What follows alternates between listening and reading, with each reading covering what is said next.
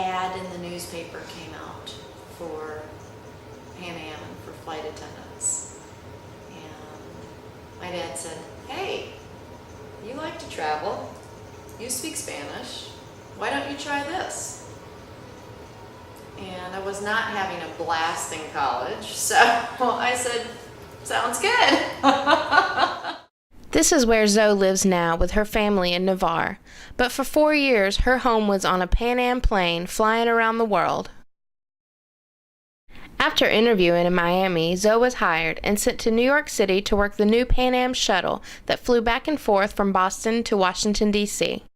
I just remember being an absolute nervous wreck. I mean, I was nervous standing up in front of people doing the safety demonstration. Shoot, for me it probably took a month for me to just settle down in the groove and go, "Oh, okay, this really isn't that big of a deal.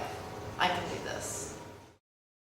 During her time with Pan Am, Zoe met her future husband, Paul, a soon-to-be pilot earning flying time as a flight attendant.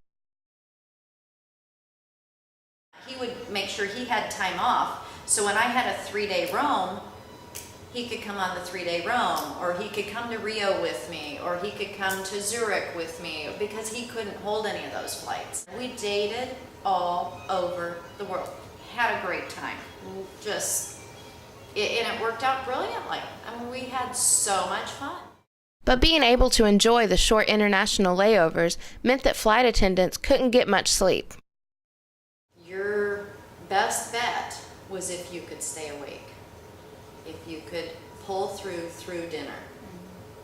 So you've already been up all night, you've been up all day in New York, unless you were able to catch a nap, work all night, get to wherever.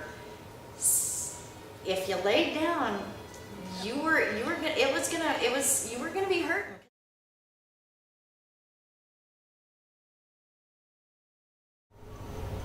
We turned the TV on. I don't know if I had it on or my dad had it on downstairs, but he said turn the TV on, and you saw that a Pan Am plane had blown up over Lockerbie, Scotland. At that point in time, I don't know that it's a London-based crew. That could easily be a JFK crew. That was hard.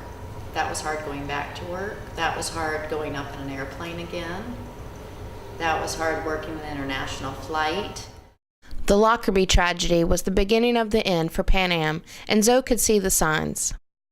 Not because of the service, not because of morale, just because you started, hearing things in the news, honestly. And while she decided not to continue her career with Delta, Zoe said looking back, she wouldn't change a thing.